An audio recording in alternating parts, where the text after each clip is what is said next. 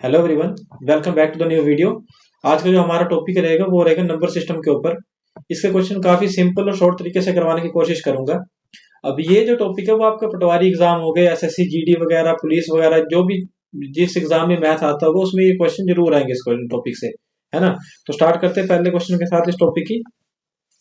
Question है, यदि 5 4 3 2 star दे रखा है और 7 9 से विभाज्य हो तो स्टार के स्थान पर कौन सा अंक होगा। अब देखिए, यहाँ इसने एक टर्म दे रखी है और यहाँ बोला गया है कि अगर ये 9 से पूरी तरह से विभाज्य हो तो स्टार के स्थान पे कौन सा अंक आएगा। अब इसके लिए सबसे पहले आपको पता होना चाहिए कि जो 9 का भाग करने का जो नियम होता है वो क्या नियम बोलता है ना। जो 9 का नियम है, 9 से वो संख्या विभाजित होती है जिसके अंकों का जोड़ 9 से भाग होता हो, है ना। जैसे कि देख लीजिए 5 4 3 2, अब कोई भी संख्या देख लीजिए, 9 9 और 9, ये आपको पता है 9 से विभाजित हो जाएगी। लेकिन पता कैसे करेंगे, अगर हमें नहीं पता कि ये 9 से भाग होती है या नहीं होती है, तो क्या करेंगे, इन सभी के अंकों का जोड़ कर लेंगे। अब जोड़ कीजिए, 9 9 और 9 का क्या बन जाएगा, 27। तो 27 9 से भाग होती है, बिल्कुल होती है। कैसे, 9 को 3 के साथ मल्टीप्लाई करेंगे, 27 आ जाएगा, है ना। अब वैसे कोई भी संख्या ले लीजिए जो आपको पता है कि 9 से भाग हो जाएगी। अब 81 ले लीजिए, आपको पता है 9 को 9 के साथ मल्टीप्लाई करेंगे तो 81 आता है, ठीक है। अगर आपको नहीं पता कि 81 9 से डिवाइड होती है या नहीं होती, क्या करेंगे, इन दोनों को ऐड करेंगे, 8 और 1 हो गए 9। इसका क्या मतलब है, 81 जो 9 से भाग हो जाएगा, है ना। अब देखिए इस क्वेश्चन में भी सेम ऐसे दे रखा है। अब स्टार के स्थान पे हमें अंक प्राप्त करना है। अब देखिए यहाँ पे क्या क्या दे रखा है, 5 है। अब सभी जो भी अंक दे रखे हैं ना उन सबको एक बार ऐड कर दो और फिर देखो कि 9 से भाग करने के लिए कितने का डिफरेंस पड़ रहा है। 5 हो गया, 4 हो गया, 3 2। अब स्टार के स्थान को उसको स्किप कर दीजिए, कोई बात नहीं। यहाँ पे लास्ट में अंक 7, इन सबको ऐड कर लीजिए। 7 और 2 9, 9 3 12, 12 और 4 16, 16 और 5 अब बन गया 21। अब देखिए 9 का टेबल आपको पता है कि 21 तो 9 से भाग होने को रहा है ना, 21 तो 9 से भाग होगा नहीं। तो फिर 21 के बाद कौन सी ऐसी संख्या है जो 9 से भाग होगी। अब आपको पता है 9 का पहाड़ा जब पढ़ेंगे आपको, 9 को 3 के साथ मल्टीप्लाई करेंगे, 9 3 27, है ना। अब 27 आपको पता है भाग होगी। अब 21 से नीचे और तो 21 के बाद और कोई संख्या है नहीं जो 9 से भाग होती है ना, क्योंकि 9 को 2 के साथ मल्टीप्लाई करेंगे, 18 3 के साथ तो 27। तो 27 कन्फर्म है आपको कि इसका टोटल 27 आना चाहिए। अब देखिए 27, अब 21 27 में से कितना छोटा है, कितने का अंतर पड़ रहा है, 6 का, है ना। अब 21 में से 6 ऐड करेंगे तो हो जाएगा 27। तो 27 फिर क्या हो जाएगा, ये 9 से भाग हो जाएगा। तो यहाँ कौन सा ऑप्शन रहेगा आपका, ऑप्शन सी। जिसको वेरीफाई करना हो एक बार डिवाइड करके ट्राई कर ले, पर आंसर यही आएगा। नेक्स्ट क्वेश्चन देखते हैं। एक टैंक का 1/4 भाग 135 लीटर पानी धारण करता है। यदि टैंक में 180 लीटर पानी हो तो टैंक का कितना भाग भरा हुआ है। अब देखिए यहाँ क्या बोल रखा है, क्वेश्चन क्या दे रखा है कि टैंक का 1/4 भाग 135 लीटर पानी धारण करता है। अब टैंक अगर 1/4 भाग 135 है, 1/4 सबसे पहले होता है क्या वो समझिए। 1/4 मतलब 1/4, लिखने में तो ऐसे लिखेंगे 1/4, लेकिन 1/4 का मतलब क्या है कि 4 में से एक भाग। हमने ये माना है कि किसी अगर टैंक के 4 भाग होंगे तो 4 में से जो एक भाग होगा वो होगा 135 लीटर के बराबर, इसमें क्वेश्चन में दे रखा है। आपको एक्स वाई जेड मानने की कोई जरूरत नहीं है, डायरेक्ट क्वेश्चन को थोड़ा सा समझिए, बस डायरेक्ट क्वेश्चन हो जाएगा। कोई ऐसा सिंपल क्वेश्चन है बिल्कुल। ये क्या, ये बोल रहा है 1/4 भाग 135 लीटर पानी धारण करता है। 1/4 मतलब 1/4, इसका क्या मतलब है कि 4 में से एक भाग जो होगा 135 लीटर होगा।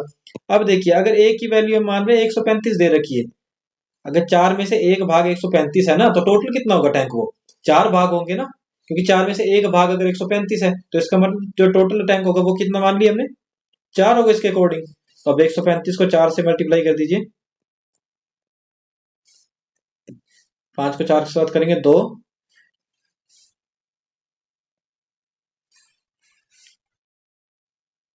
आ गया आपका 540 लीटर, है ना। 540 लीटर आ गया। अब ये पूछ रहा कि अगर 180 लीटर पानी टैंक में भरा हुआ हो तो क्या होगा, कितना भाग भरा होगा, है ना। तो अब क्या करना है, सिंपल, आपको पता है कि 540 लीटर जो आपका टोटल टैंक का कैपेसिटी है और 180 लीटर इस टाइम पानी भरा हुआ है। अब क्या करेंगे, इनको डिवाइड कर देंगे, जैसे आप एग्जाम में भी करेंगे ना। जैसे 10th के एग्जाम का रिजल्ट आया था तो अगर 700 में से कितने नंबर है तो कैसे निकालते थे कितना भाग है वो, अपने जो नंबर है टोटल मार्क्स नीचे, अपने जो आपने मार्क्स ऑब्टेन किए वो ऊपर, फिर उनको काट वगैरह के, है ना। परसेंटेज निकालनी थी तो 100 से मल्टीप्लाई कर देते। अब यहाँ पे परसेंटेज नहीं निकालनी तो डायरेक्ट क्या करेंगे, यहाँ 1, यहाँ 3, 18 को 3 के साथ मल्टीप्लाई करते तो 54 आता है ना। क्या आ गया, 1/3 भाग। इसका मतलब ऑप्शन सी आपका करेक्ट आंसर है। चलिए नेक्स्ट क्वेश्चन की ओर। क्वेश्चन दे रखा है, यदि एक व्यक्ति अपनी आय का भाग भोजन पे 1/4, 2/3 भाग मकान के किराए पे तथा शेष आय जो 630 रुपए है अन्य सामान के लिए खर्च करता है, तो उससे मकान का किराया ज्ञात कीजिए। अब मकान का किराया निकालना इसने। अब सबसे पहले आपको दो भाग दे रखे हैं इसने, कि एक भोजन पे और दूसरा मकान पे। फूड के लिए कितना बताया इसने, 1/4 भाग। और दूसरा क्या है, मकान के लिए, मकान का किराया यानी रेंट के लिए कितना दे रहा है वो, 2/3। अब देखिए, अब आपको टोटल पता नहीं कि टोटल कितना भाग, इसका टोटल भाग कितना है नहीं पता आपको, क्योंकि ये अगर नीचे देखेंगे तो बटे में 3 है और यहाँ देखेंगे तो हर में 4 है, तो इनको रिलेट नहीं कर सकते ना एक दूसरे के साथ। अब क्या करेंगे, सिंपल 3 और 4 का क्या करेंगे, एलसीएम ले लेंगे। अगर आपको पता है कि 3 अलग है 4 अलग है, एक इनके 3 के टेबल में कभी 4 नहीं आएगा, 4 के टेबल में कभी 3 नहीं आएगा, है ना।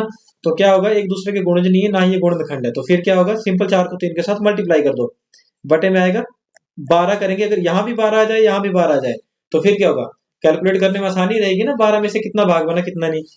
अगर यहाँ पे 12 करना है तो क्या करना पड़ेगा, 1/4 को अगर आपको हर में इसके 12 चाहिए तो किससे मल्टीप्लाई करना पड़ेगा, 3 के साथ, और अंश को भी 3 के साथ। ये आ गया आपका 3/12। और यहाँ अगर हर में चाहिए आपको 12 तो क्या करेंगे, देखिए रखा आपका 2/3।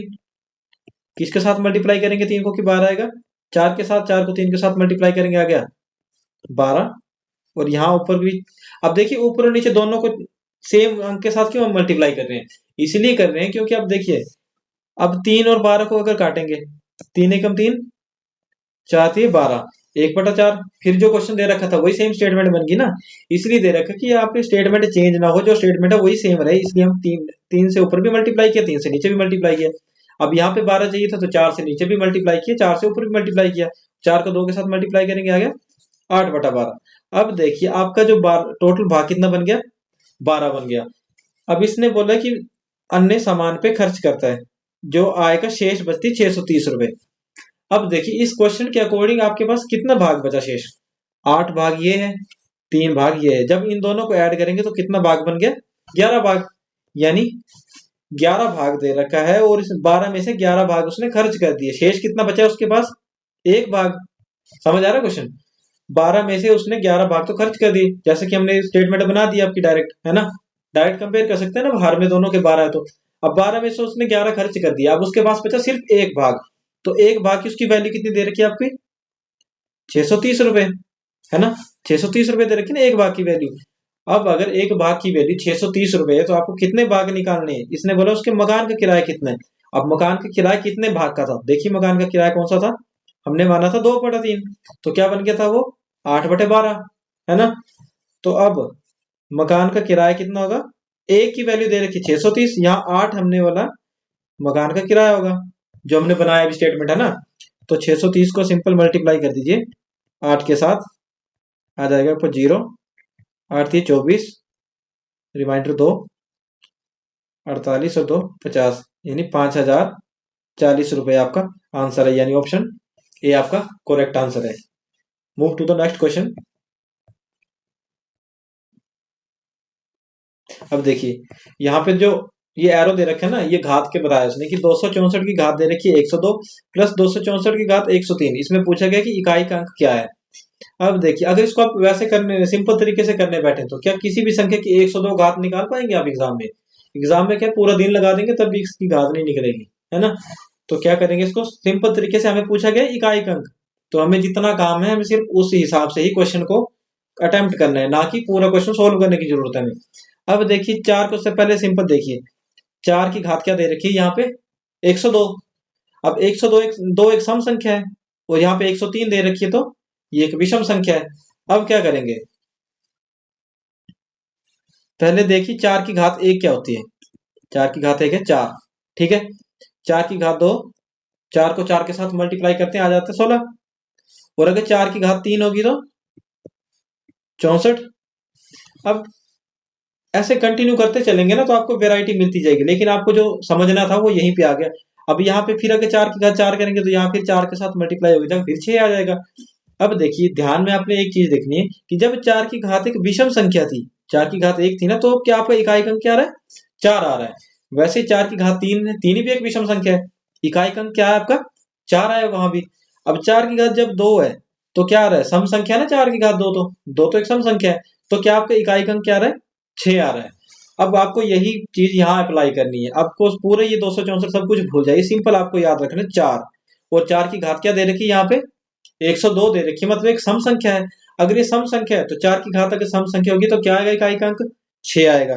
ठीक है, 6 प्लस, अब दूसरा दे रखा है कि 4 की घात कितनी दे रखी है? 103।